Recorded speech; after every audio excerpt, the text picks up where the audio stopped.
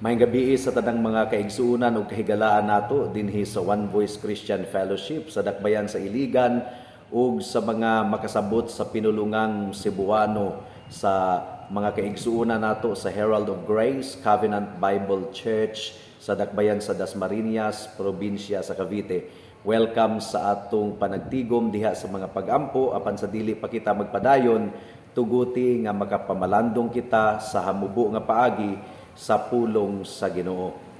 Ang atong teksto ning takna sa kagabhion anaa sa 2 Peter chapter 1 verse 4 ug doon na pakitay ikaduha nga teksto Hebrews chapter 10 verse 23. Unahon nato pagbasa ang 2 Peter chapter 1 verse 4. Ang giingon dinhi, niining paagiha iya kitang gihatagan sa bililhon ug dagkong mga gasa nga iyang gisaad.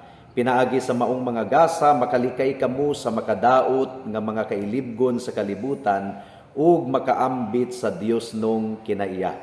And then Hebrews chapter 10 verse 23. Ang giingon dinhi mga kaigsuunan.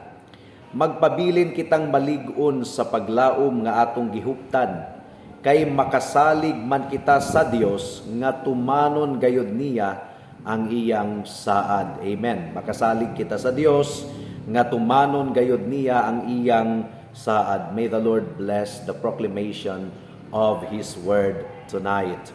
Now, niadtong bata pa kita, usa sa kinaiya sa mga bata, kining mutuo gayod kung unsay isulti sa mga dagko, sa mga tatay, sa mga nanay, lolo, lula, iyaan, uyuan. Maugid kini ang bata, matinuuhon kung unsang isulti sa mga hamtong mga kaigsuunan.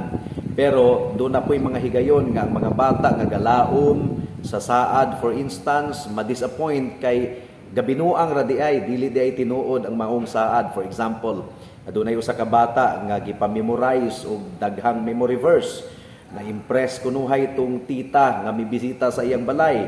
Unya, misaad ang tita nga gumikan kay daghan kag memory verse nga nalito karon nasagulo. Pagbalik nako dinhi hatagan kanako og bag-ong sinina. So ang bata in taon galaom nga pagbisita og utro sa iyang tita dunay dala nga bag-ong sinina. Excited siya, nagsigig pangutana kung mubisita na ba ang iyang tita kay doon na may saad nga gikuptan sa bata nga maghatag og bag-ong sinina. Pero kadtong kasing-kasing sa bata na dismaya gumikan kay pagbisita og utro sa iyang tita, nakalimot na gani sa iyang gisaad, wa na gyud intawon makahinumdom nga duna di siya'y saad nga magdala og bag-ong sinina, isip ganti sa maong bata nga nakamemorize og daghang memory verse. Pero ang atong Ginoo dili susama sa mga tawo nga atong gilauman, duna sila'y saad pero madismaya kita kay wala nila tumana ang ilang saad. Dili ingunana ang atong Dios. Mugani nga doon na kita'y kanta sa himno sa English, "'Tis so sweet to trust in Jesus, just to take Him at His word." Kung unsang gisulti sa atong Ginoo nga saad, ato gyud kining huptan, gumikan kay ang Dios, dili man bakakon, ug mutuman gayud siya sa iyang mga saad. So, kinahanglan nga aduna kitay kalipay nga atong huptan ang pulong sa Ginoo. Ang problema, namalandong ba kita sa pulong sa Ginoo? Ang problema, nagbuklat ba kita sa atong Biblia aron masayra nato ang saad sa Ginoo? Kinahanglan nga mahimo kining malipayo nato nga exercise isip mga anak sa Dios nga sa matag adlaw, sa matag gabi atong dadon sa trono, sa presensya sa Dios ang mga individual nga mga saad ug ato kining ihangyo kaniya sumala sa iyang gisaad. Now, kasagara mga kaigsuunan ang atong mga pagampo walay direksyon. Gumikan man god kay wala kita misunod sa example ni King David. Si King David gibansagan kini siya og royal promise pleader. Royal kay hari man siya pero promise pleader. But pasabot gihangyo niya sa Ginoo, giplead niya sa Ginoo ang sumala sa saad sa Dios. Kalipay gayud ni Haring David nga kalipay gayud ni Haring David nga dadon ibukhad sa presensya sa Ginoo ang saad niya. Gumikan kay nagtuo gayud si Haring David nga ang Dios matinud-anon sa iyang mga saad. For example, Psalm chapter 119 verse 49, Salmo kapitulo 19 bersikulo 49. Mo kini inampuan ni Haring David, no? Pwede nato kining awaton, mga kaigsuunan, pwede nato kining sundon. Ang giingon dinhi, ayaw kalimti ang imong gisaad kanako nga imong sulugoon. Naghatag kini kanako paglaom. So, nagbaro gayud si Haring David sa saad sa Ginoo, sa pulong sa Ginoo. Ayaw kalimti ang imong gisaad kanako nga imong sulugoon. Naghatag kini kanako paglaom. Sama kang Haring David, mga kaigsuunan, kinahanglan nga mulaom kita sa saad sa Ginoo ug atong i-present sa atong mga pagampo ang saad sa Ginoo. For example, kung ikaw nabugatan sa imong sala, higala, nagtuo ikaw nga ang Dios dili na makapasaylo nimo sa imong pagkadautan nga hilabihan gayud kaayo, well, wani mo masayri ang saad sa Ginoo. For example, Isaiah chapter 1 verse 18, mo kini ang saad sa Ginoo. Ang giingon dinhi, nag-ingon ang Ginoo, ngari kamo og maghusay kita, bisag unsa kapula ang inyong sala, maputi kini kaayo, bisan pa kinig dagtum pula, maputi kini sama sa balahibo sa karnero. Grabe, ang Dios nga balaan sa tanan. Gipatawag niya ang mga dautan nga susama nimo ug susama kanako. Nangayo or nagtinguha ang atong Dios nga makighusay sa mga makasasala nga susama nimo ug susama kanako, dautan kaayo sa nga tanan. So ang Dios gayud mao ang mi-welcome, ang Dios mao ang nagpatawag, ang Dios mao ang mihatag og mihimo og initiative nga makighusay kita kaniya. So come now, let us reason together. Ngari kamo og maghusay kita.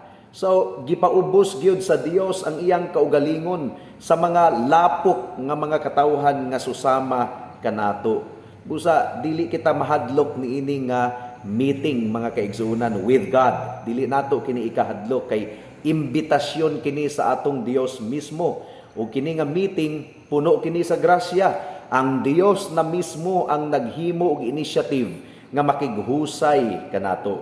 Mo kini gipasabot ni Apostle Paul sa Corinthians, God is in Christ reconciling the world unto himself, not imputing unto men their trespasses.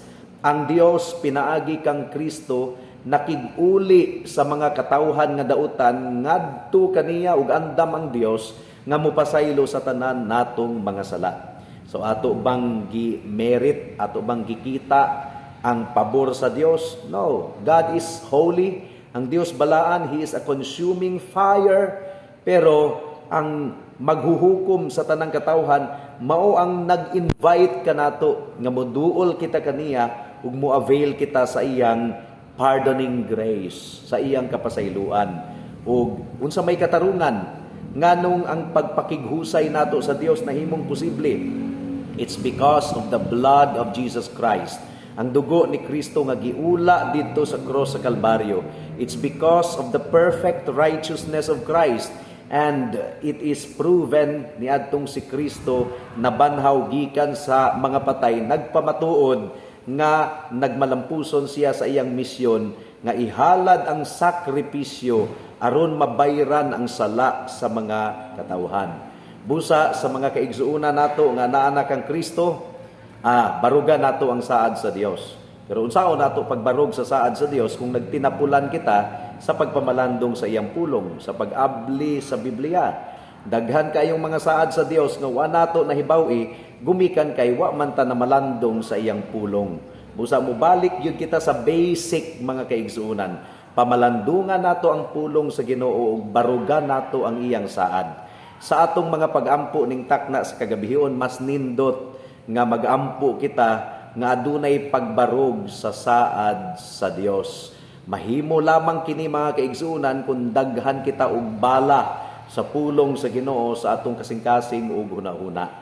Aduna pay kahigayunan aron kita mutubo diha sa pulong sa Ginoo ug sa mga saad sa Ginoo. Hinaot nga ang grasya sa Dios mao ang magduso kanato nga ilhon pagayod ang atong buhi nga Dios, sayro nato ang iyang tamis nga mga saad. Magampo kita. Salamat o Dios, gumikan kay gipadayag nimo ang imong kaugalingon sa imong pulo nga matinud-anon gayud ikaw nga mutuman sa imong saad. Ug kinahanglan lang kami nga mubarog sa imong saad. Kung madismaya kami sa mga katawhan nga wala mituman sa ilang saad, it's because tawo sila.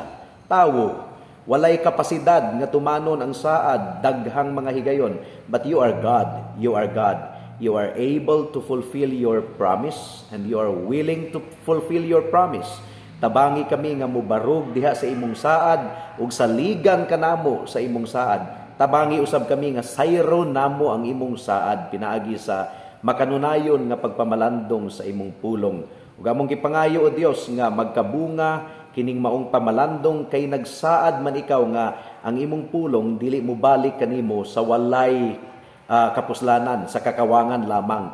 Mo kini imong saad ug amo kining gibarugan o Dios nga mamunga gayud ang imong pulong ug sa among mga pagampo karon nagsaad usab ikaw nga ang imong mga dalunggan dili bungol nga dili nimo kami madunggan. Ang imong mga kamot dili usab mubo nga dili nimo kami mahimong kabuuton. Gamhanan ikaw o Dios busa nagbarog kami sa imong saad. Salamat. In Jesus name we pray. Amen. Daghang salamat sa pagpamati sa pagpamalandong sa pulong niining taknaa. God bless us all.